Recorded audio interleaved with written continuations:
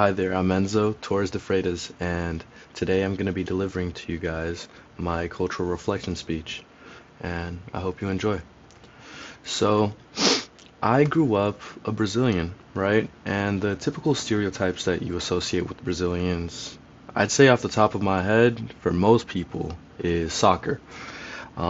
Me personally, I've never been a big fan of soccer, and that kind of differentiated me as a Brazilian. I think almost every time I'd meet somebody, especially like if they're Hispanic, they'd ask me about soccer and all this, and it's always interesting when I'm like, hey, nah, I'm one of those unique Brazilians that isn't that crazy about the sport.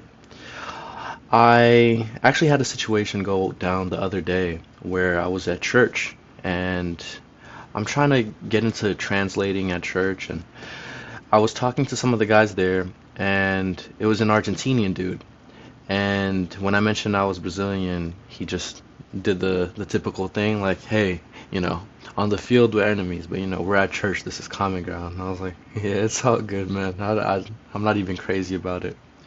In Brazil, we actually have this term called perna de pau, which translates into wooden legged, right? Which it just means you're like clumsy with your feet and you're not really great at handling the ball, and that's kind of just where I've always been. I'd say I'm glad that I'm this way though. Like, I really can't wish I was any other way because I feel like it ended up shaping me in a big way.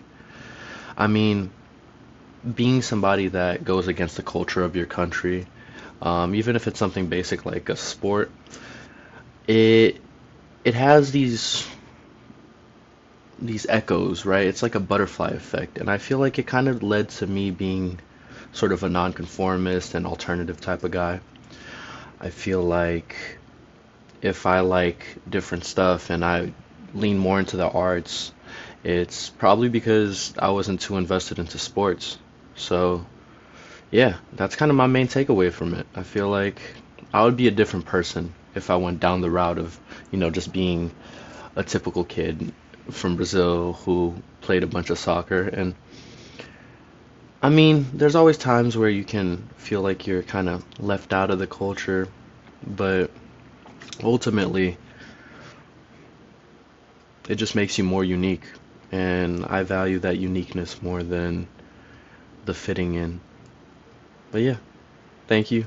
I appreciate your time, and I hope you enjoyed my cultural reflection speech.